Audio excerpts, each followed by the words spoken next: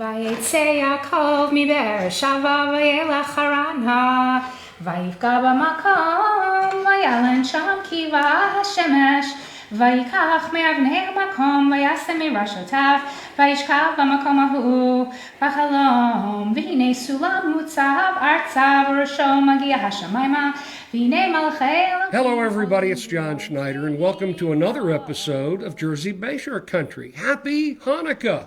With me today is a very special guest, Rabbi Lisa Malik from Beth Am Synagogue here in Aberdeen, New Jersey. New Jersey. You know, there's an Aberdeen in Maryland, and I used to live there. And in Scotland or Ireland. Exactly. Yes. Well, first of all, how do you spell Hanukkah? Because I see it with a C, I see it with an H, You spell it Chet Nun Vav Kaf He in Hebrew, always. Oh, dazzle me with that Hebrew brogue. The English is, there's no one way to spell it. My preferred spelling is CHANUKAH. Yeah. And some like the two Ks, some like the H at the beginning, H at the end. And these Hebrew words, they all have that. What is that? What is that called? Is that kind of a Flemish sort of? What is it? There's two Hebrew letters that have that sound. Yeah. So you might look at it and see a CH, which you would pronounce as a ch. Yeah. But it's ch. It's just it's two guttural letters that we have that are not in the English language. All right, I got to ask you: is it hard learning Hebrew? Do you know a little Hebrew? I know Hebrew. I grew up in an English-speaking family, but I went to a school where we learned to read Hebrew starting in kindergarten and speaking Hebrew starting in 3rd or 4th grade. How cool is that? So, now, we're going to talk about Hanukkah. We're going to talk about Judaism, right? Sounds good to me. All right. And tell us a little bit about you. I grew up in Brooklyn, New York, and my parents are still alive. They were not observant Jews. They didn't consider themselves one denomination or the other, but more, I guess, cultural Jews. Mm-hmm. Yet my grandparents were Orthodox Jews. So I'd say if I were to map it onto Christianity, Orthodox Judaism would be akin to Catholicism. Mm-hmm. And where my parents are, I really don't be just like somebody who's Christian who doesn't really observe, somebody who doesn't go to church or who doesn't. But my parents were rebels with a cause. They found each other. They eloped, and they found each other. But then 2 years later, my mom got pregnant with me. She was only 19. Went back to her parents' house, my grandparents. So my grandparents co-raised me with my parents, at least for the first bunch of years. So I'd say I grew up Orthodox, but I also grew up non-observant. So it's hard to say I grew up Orthodox or I grew up not religious, because it really was both. Sure. My parents, though, when I was in 9th grade, moved to New Jersey, to East Brunswick, mm-hmm. and they joined a conservative synagogue. And I had never heard of conservative Judaism or Reform Judaism, but that was the synagogue they joined.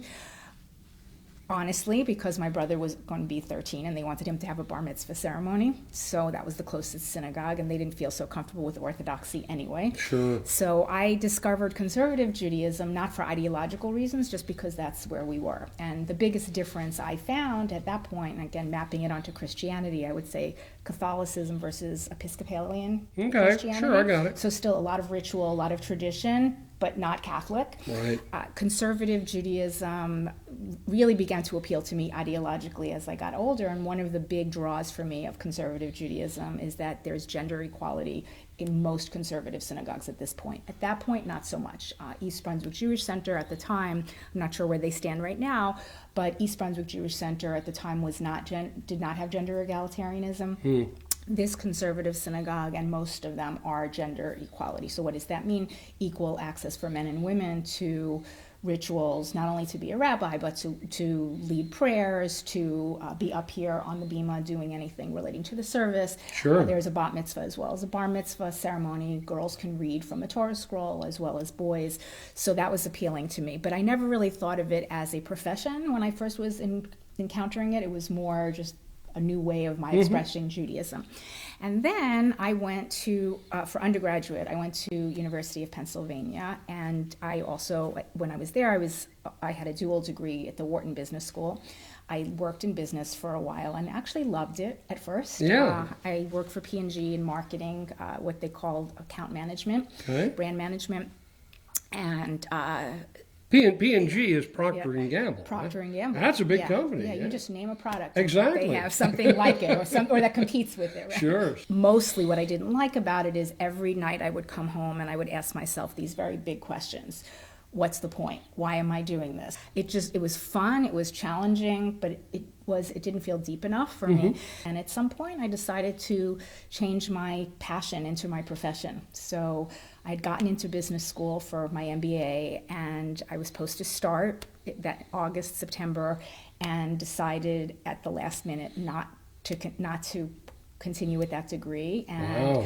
I ended up working in Jewish education for a little, not right away, but about a year later, I found a job as a principal of the very school where I had been nice. Yeah. a teacher, a sub-teacher. Yeah. So it became so much part of my identity, and one of the people I met along the way said, have you ever thought about becoming a rabbi?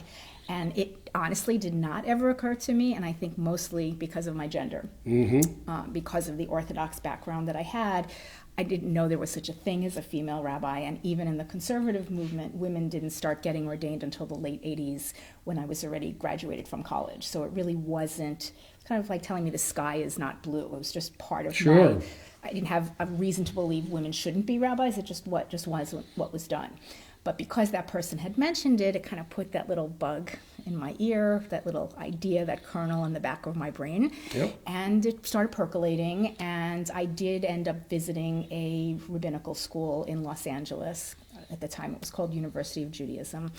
And I really loved it. And I thought, this is what I want to do. And I applied to rabbinical school.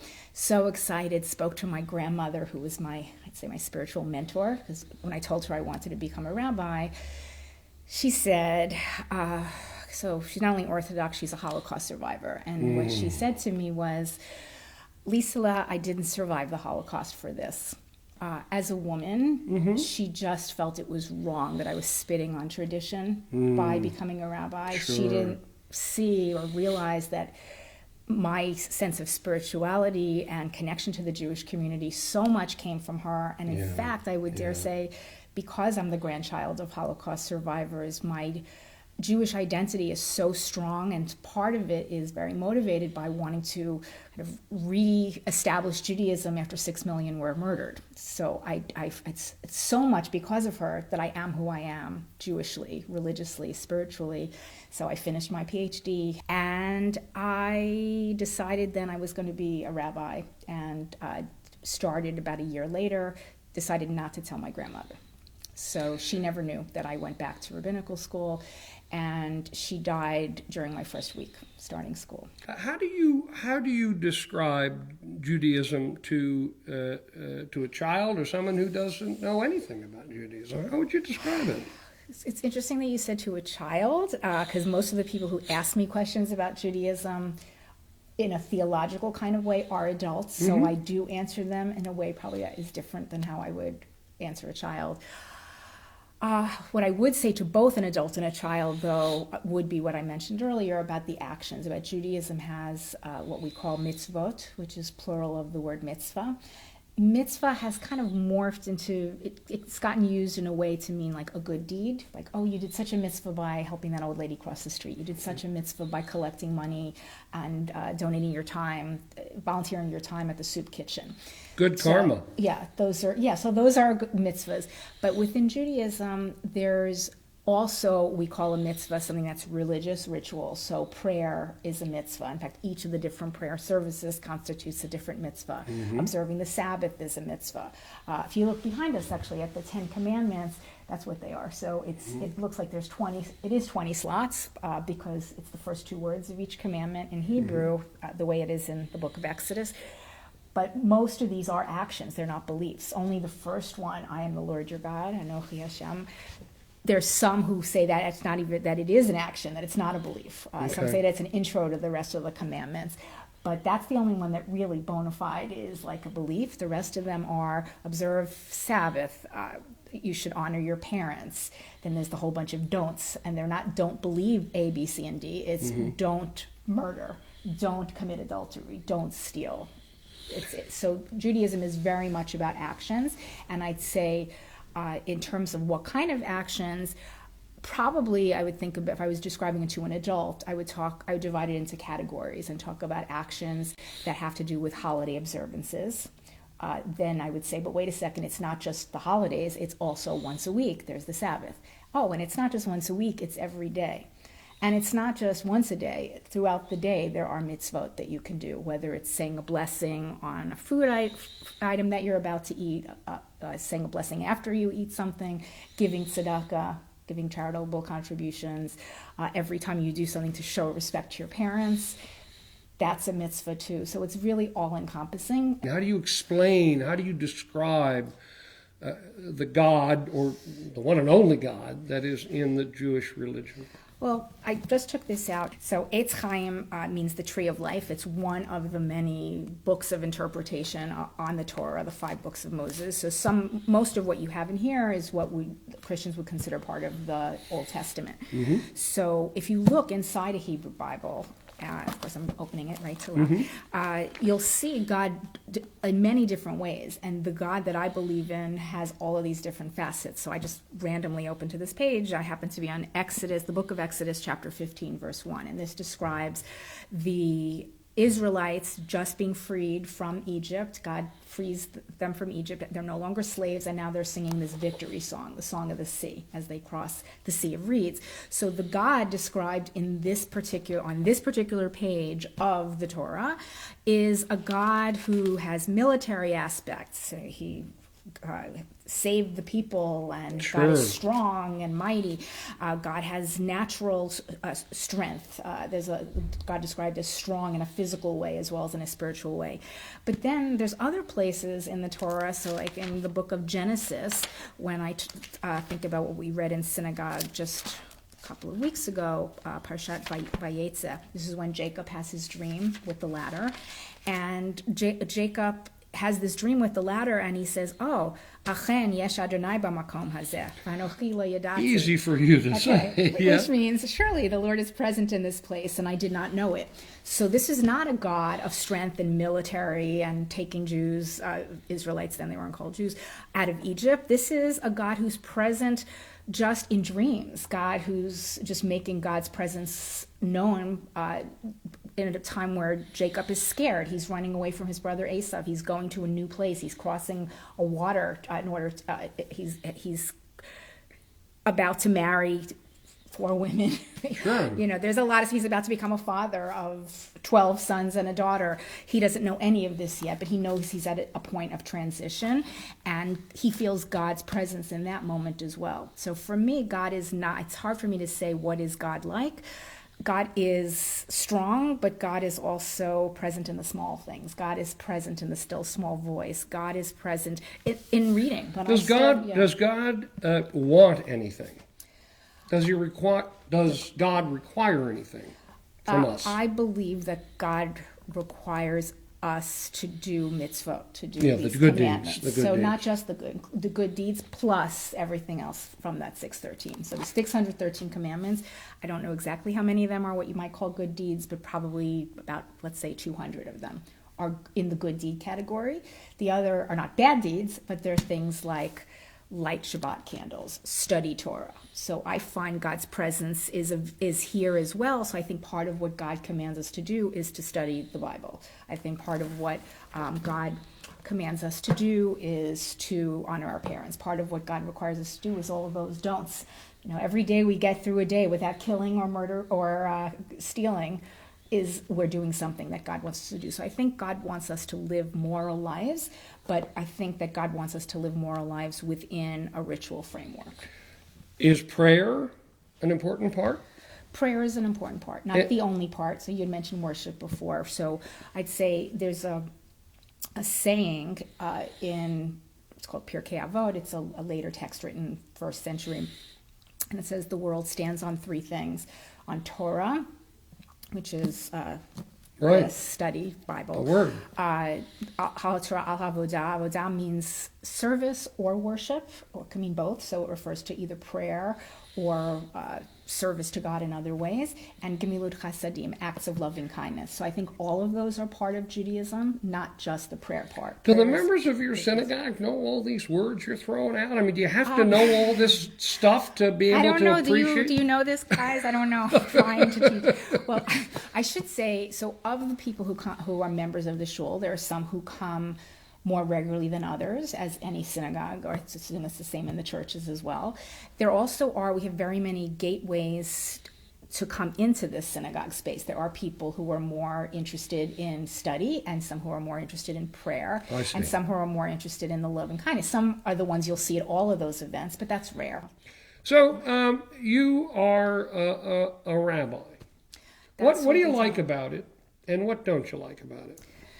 What do I like about being a rabbi, and what don't I like about it? Okay, so what I love about being a rabbi most is that I meet and interact with people in the Jewish community of all ages, and I'm with them through all life cycle events. So I spoke to you earlier about how, we have these holidays, and then we have Shabbat once a week, and then we have these daily observances, prayer and keeping kosher and whatnot. But beyond that, there's also life cycle events, from birth to death, from cradle to grave. And as a rabbi, I feel very honored and privileged to be able to be with people at all stages of the life cycle. So within one day, I might do a funeral, go to a baby naming, visit somebody in the hospital, work with somebody who is studying for their bar mitzvah, teach an adult education class. So I'm dealing with people at all stages of their life cycle, and I'm with them at their happiest, and I'm also with them at their saddest. So for me, that's it's really a privilege. So what have you, from doing that? That sounds like you've been very privileged to be part of all of these passages that people experience in life, very important passages. What do you think you've learned? What have I learned?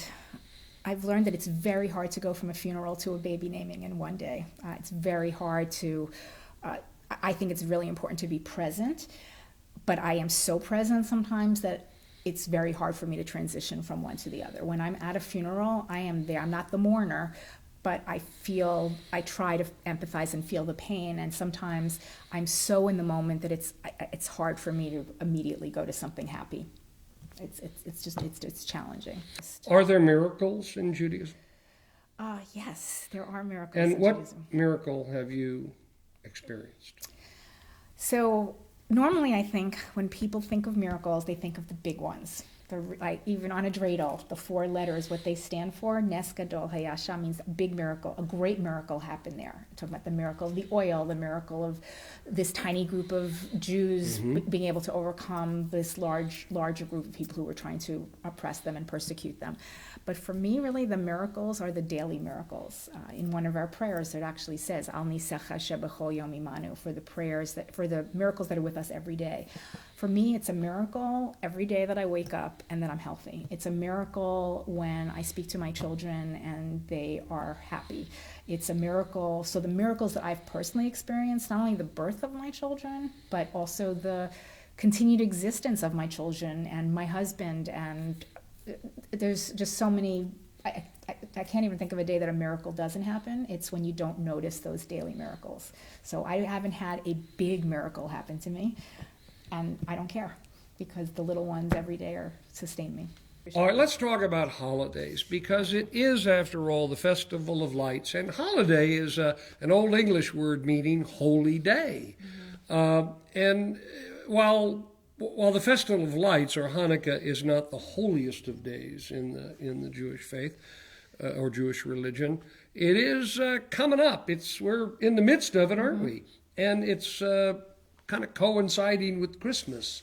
What can you tell us about Hanukkah and the Festival of Lights and the menorah and the candles, and what's that all about? Well, what I could tell you is you're right about it not being a major holiday. Okay. So when we live religion, although 613 of our mitzvot, of our commandments, are rooted in, where's the book? Yep, it's back there. There's also this, and there's many more of these volumes. This is the Talmud, and this doesn't have any English in it, so I won't show it to you. But in very small very words. Small print. So the Talmud is an unpacking of the mitzvot that in the later years, from the year, say, 0 to 600 is when this was compiled. All right. And there's no tractate that's called Hanukkah. There's one on almost all the other big holidays that we have. So this one I picked up is called Shabbat, which is the Sabbath. Okay. But there also there's one for holidays that maybe you've never even heard of, like Purim. And, I've heard of Purim and Rosh Hashanah. Right, so there's one for Rosh Hashanah, there's one for Passover, nothing for Hanukkah. In fact, in one Masechet, in this tractate, there's rabbis who say, my Hanukkah, what's Hanukkah? So it was so not important that people didn't even know what it was. It's become important, I think, because it takes place around the time of Christmas. This year, it's exactly the same time. But even when we have early Hanukkah, when we had it once Thanksgiving time, it's close enough to the Christian holiday season that it's prominent.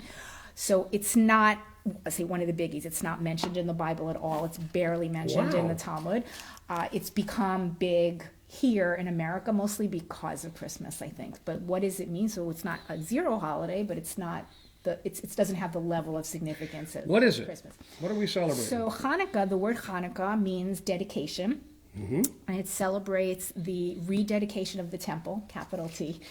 So the temple had been defiled, made not holy by the group of people known as the Seleucids. They were Syrian Greeks. They were descendants of, not really descendants because Alexander the Great didn't have kids, but when Alexander the Great died, his empire was divided among two different generals, Seleucus and Ptolemy, and Seleucus was in charge of the area that included what we today call Israel. And in that area, there was a lot of tension between those who wanted the Jews to completely assimilate to the Greek way of life and those who wanted the Jews to maintain their tradition. The Maccabees, Judah Maccabee and his brothers and his father, Matityahu, they all wanted to keep tradition. And finally they were able to reclaim the temple, clean it up, and rededicate it. And all they found after it had been defiled by this group of people, the Seleucids, was they found this one little jar of oil, and that was barely enough for one day, but it lasted for 8 days. So the miracle of Hanukkah is that not only did they were able to rededicate the temple after cleaning it up, but that the little bit of pure oil that they found was enough to last them for 8 days. So that's why it's an 8-day holiday, but it is about, in the smaller sense, it's about reclaiming and rededicating this temple that had been defiled. There had been idols put up in there, unkosher meats had been brought in there, Jews were not allowed to use it, and now it was being used again. But at a larger level, a bigger level, it's about Jews reclaiming their identity and being able to practice their Judaism after many years of being told they couldn't and being persecuted for if they didn't follow the rules of Antiochus. And how do I celebrate? If I'm Jewish today, this week, how do I celebrate Hanukkah? What do I do? So religiously, the way you would celebrate Hanukkah is you would have a Hanukkah menorah, which some call a Chanukiah, which is a specific Hanukkah menorah that has the 8 branches plus the 1 helper, so it's 9 altogether. In the temple, that menorah only had 6 branches and 1 helper, so that one had 7. So the Hanukkah one particular, some call Chanukiah, you light it every night. First night, you light 1 light, second night, 2 nights, 3. By the end of Hanukkah, you're lighting 8 nights. You're using the helper candle, called the shamash, to light each of the others. That's the main Hanukkah observance. So when do I light the first candle? So you always light it on the evening of the Hebrew date 25th of Kislev, which this year happens to coincide with the 25th of December. A Sunday. Yeah, so we start Saturday. We always start our holidays the night before. Oh, I see. So our first candle will be the 24th at night, Saturday. So I wait for the sun to go down. Correct. I light the first candle. Yep. Do I just let it burn out? You let it burn out. Right. Now, for safety reasons, there are people who, they stay home. Well, that's usually what we do. We stay home. If we light it and we know we're going out, we might put it in a sink. It's not very safe to leave a lit menorah or Chanukiah unattended. So that's the main religious observance. Another part of that observance is putting that menorah somewhere visible by a window so that you are presenting to the world, Jews and non-Jews alike, that you are Jewish and you're proud. You're not hiding who you are. You're proclaiming the miracle of Hanukkah. And is there any do I fast? Is there any foods, any special things that No I eat or fasting. do? Do I wrap up a dreidel? Do I That's it. I just light the candle. Do I You say a like the prayer? candles? Yes, there are 3 blessings you say on the first night, and then the other nights you say 2 blessings, and that's the main religious observance of it. The other parts of it, yeah, there are food. Every Jewish holiday has foods associated with it. Is it do they required? ever? Yeah, we have name a holiday, we have a food, and I like most of these foods, by the way. Except the Unlike bitter jelly. herbs. I'm not a big bitter herb fan. I'll tell you right now. The fact that they're called bitter means we Well, don't really exactly. like it either. So I won't have you do a Seder. Exactly. Maybe have you come up with something else. But yeah, there are. So it's traditional to eat foods that are cooked in oil because of the miracle of the oil. I thank you for taking the time to talk with me. It's very interesting. Is there a prayer or a blessing or some words that you could give to our audience? I'm going to share a prayer with you. Thank you. I mentioned about how there's a prayer for daily miracles. So that's part of the daily, what's called the Amidah, the standing prayer. And this I have Hebrew and English, so we All can right. share it. Okay. So the second to last blessing of the Amidah is called Modim, and I'm going to do my own. I'm going to slightly adapt what it says here because it's not a literal Most of us translation. aren't going to know if you've changed Okay. it up or ad-libbed or anything else, so Okay. have at it. All right. Modim anachnu lach. We thank you, God. Shatahu Adonai Eloheinu v'Elokei Avotenu, that you are our God, Adonai, who's also God of our ancestors, forever and ever. Tzur Chayenu, you are the rock of our lives. Magen Yishenu, the shield of our salvation. Atahu Lador Vador, from generation to generation. Nodelecha, we shall thank you and acknowledge you. Unisaper tehilatecha, and praise you. Al Chayenu hamasurim biyadecha, for our lives that are in your hand. Ve'al nishmotenu hapekudot lach, and for our souls that are appointed to you. And this is my favorite part. Ve'al nisecha shebechol yom imanu, and for your miracles that are with us every day. Ve'al niflotecha v'tovotecha shebechol et erev v'voka v'tzoharayim, and for all of the wonders and good things that you do every moment, evening, morning, and afternoon. Hatov kilo chalu rachamecha, you're good, your mercy never ends. You are hamrachem kilo tamu chasadecha, your compassion never ends. And then I'll skip to the end of that blessing where it says, Baruch atah Adonai, blessed are you, God, Hatov shimcha ulechana Elohodot. You are good, your name is good, and it is wonderful to be able to give thanks to you. Shalom. That's it. Thank you. Thank you very You're much. welcome. Well, that ends another of our special episodes on Jersey Bay Shore Country. Happy Hanukkah to everyone out there. And if you have friends who are Jewish and celebrating, please do say Happy Hanukkah to them. And remember what I always say, if you see me out there with a camera, riding a bicycle, or in a boat, or walking along, or in a restaurant, please do stop by, tap me on my shoulder, and introduce yourself, because nothing is more important than meeting you. So long, folks.